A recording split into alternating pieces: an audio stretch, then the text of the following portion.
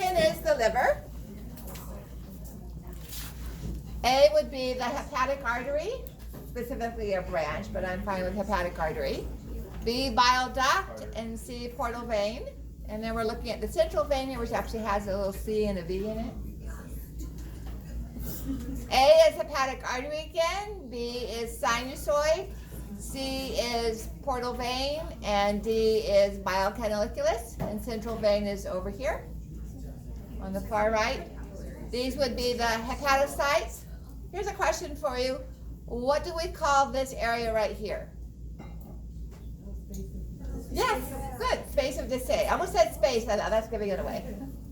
So that would be the gap between the hepatocyte and the sinusoid. All right, this organ is the colon or rectum, which is straight intestinal glands and lots and lots and lots of gallbladder cells. So either colon or rectum is fine. Stomach. If anybody caught it, the same image was used for naming the cells of the stomach. Wasn't going to point that out, but so you have your gastric pits up here and gastric glands rather down here.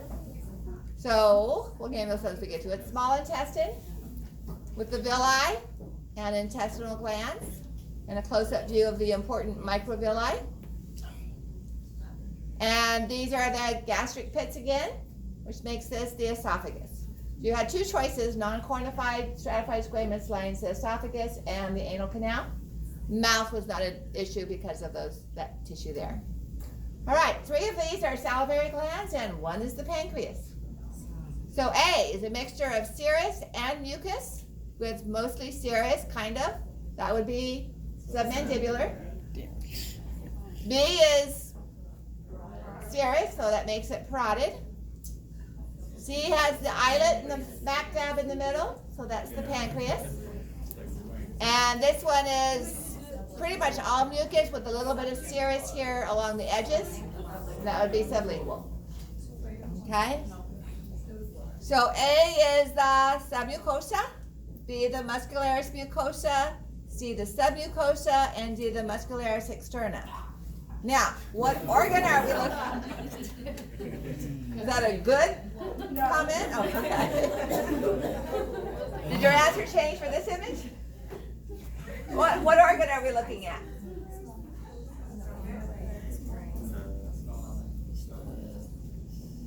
Small intestine.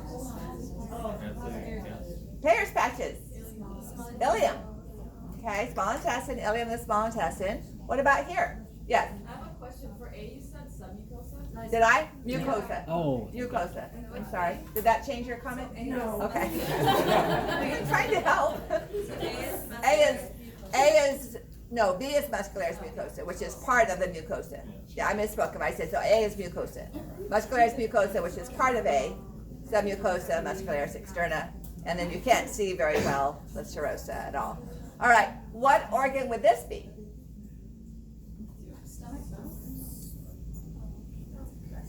See? What are those structures that we find in the submucosa? Yes, Brunner's glands, thank you. Submucosal glands. Does this look like the esophagus, where we also have submucosal glands? No. So where else do we find submucosal glands? The duodenum, to protect again from the hydrochloric acid. So ileum with the lymphatic follicles, duodenum with the submucosal glands. Okay, but no, this is not non-cornified. All right, so A would be the G cells, or the endocrine cells. B would be parietal. C would be chi cells, and D would be mucus cells. Or neck mucus if you want, or just mucus. Okay, lobe next to the inferior vena cava, caudate. Next to gallbladder, quadrate.